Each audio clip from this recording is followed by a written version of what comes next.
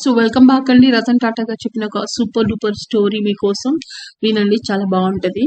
అయితే రతన్ టాటా గారు చెప్పిన స్టోరీ ఏంటంటే, వాళ్ళు ఒక రోజు జర్మనీకి వెళ్ళారంట. అది చాలా ధనిక దేశం కదా. ఒక రోజు మేము హోటల్ కి వెళ్ళాము. చాలా టేబుల్స్ ఖాళీగా ఉన్నాయి. ఆశ్చర్యపోయాం. అక్కడ అందరూ ఒకటో రెండో డిష్లు తెప్పించుకొని పూర్తిగా తిని వెళ్తున్నారట. ఒక మూలన టేబుల్ దగ్గర కొందరు వృద్ధులు ఒకే డిష్ తెప్పించుకొని అందరూ కలిసి పంచుకుని తింటున్నారట. ఇంత ధనిక దేశంలో ఇలా తింటున్నారేంటి అని అనిపించిందంట వాళ్ళకి. మేము మా స్టేటస్ కి తగినట్టు రకరకాల డిషెస్ తెప్పించుకొని తిన్నాము.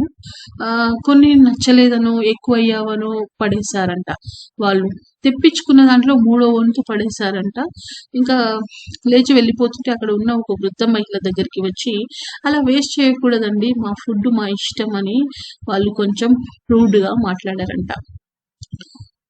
అందుకు ఆ గ్రూప్ అందరికి కోపం వచ్చింది. వెంటనే ఫోన్ తీసి ఎవరికో ఫోన్ చేసింది. పోలీసులు వచ్చారు. జరిగింది విన్నారు. 50 యూరోలు ఫైన్ చేశారు. మాకు చెల్లించి వచ్చాము. వాళ్ళు అన్నది డబ్బులు నీవి, కానీ ఇక్కడి రీసోర్స్ మావి, నీవి కావు. అందరినీ ఇంకొకరు తినవలసినది నువ్వు పాడు చేశావు. ఆ రకంగా నువ్వు ఈ దేశ సంపదను నష్టం చేసుకొచ్చావు. దేశ సంపదకు నష్టం చేసే హక్కు నీకు లేదు. మనం పెళ్లిలో ఎంత దుబారా చేస్తాం. ఇది మనకు ఒక గుణపాఠం కదూ. మనం దీని నుండి చాలా నేర్చుకోవాలి అని చెప్పారు. సో విన్న తర్వాత మీకు ఎలా అనిపించింది కామెంట్ చేయండి గైస్. Thank you.